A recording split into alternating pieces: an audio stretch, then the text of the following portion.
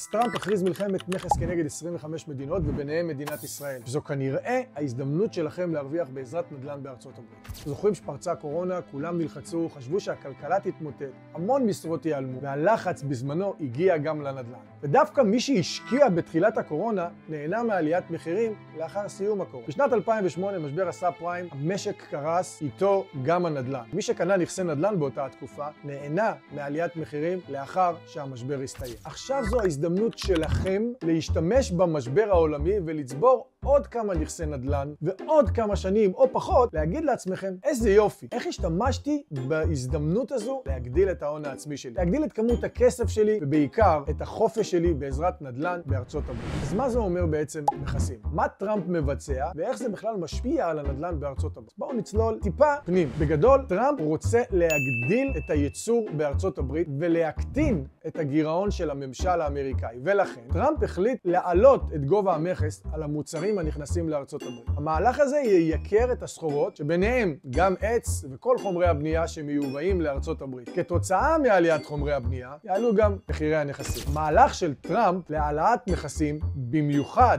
אם הוא מתמקד במדינות כמו סין או שותפות סחר מרכזיות אחרות, יכול להשפיע באופן עקיף וישיר על שוק הנדל"ן בארצות הברית, גם למגורים וגם למסחר, דרך כמה מנגנונים כלכליים עיקריים. העלייה בעלויות הבנייה, היבוא של חומרי הגלם, מכסים על פלדה, עץ, אלומיניום או חומרים אחרים שמשמשים בבנייה, יובילו לעלייה בעלויות עבור היזמים והקבלנים. ההשפעה האפשרית היא ירידה בקצב הבנייה, דחייה בפרויקטים חדשים, או עלייה במחירי הנדל"ן כדי לפצות על עלויות גבוהות יותר של הבנייה. עוד דבר שיכול לקרות זה אינפלציה וריביות. מכסים מייקרים מוצרים מיובאים, מה שעלול להגביר את האינפלציה. בתגובה, הפדרל ריזרב עשוי להעלות את הריביות, מה שמייקר את המשכנתאות ומקטין את הביקוש לקניית בתים. הפעם, מחירים של הנכסים ירדו. השפעה אפשרית, ירידה זמנית במחירי השוק, או האטה בקצב העסקאות, וזו הזדמנות לרכוש נכס במחיר זול יותר. עוד דבר שיכול לקרות זה פגיעה באמון ובפעילות הכלכלית. מלחמות סחר יוצרות אי-ודאות כלכלית, מה שעלול לגרום לעסקים לדחות השקעות ולעצור התרחבות. ההשפעה האפשרית על נדל"ן מסחרי, פחות ביקוש למשרדים, מרכזים לוגיסטיים, חנויות, במיוחד באזורים מוטי תעשייה וייצור. השקעות זרות בנדל"ן, נכסים במתח כלכלי עשויים להרתיע משקיעים זרים, במיוחד אם הם חוששים מהתדרדרות הכלכלה האמריקאית. פחות השקעות זרות, משמעותם פחות ביקוש לנכסים יוקרתיים או מסחריים. סיבות אפשרויות לעלייה בשוק הנדל"ן בארצות הברית.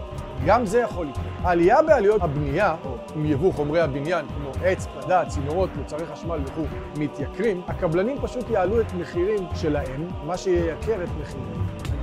זה עשוי לו להוביל לעליית מחירים של דירות חדשות. כרגע המחירים עוד לא מתמחרים את ההשפעה של הנכסים, אז יש הזדמנות להרוויח מהעלייה הזאת למי שיפעל בתקופה הקרובה. יכול גם לקרות ירידה בהיצע. אם נהיה פחות משתלם לבנות, חלק מהקבלנים יקטינו פעילות. פחות היצע, מחירים עולים. זאת האטה כלכלית כללית, נכסים יכולים לגרום מלחמת סחר.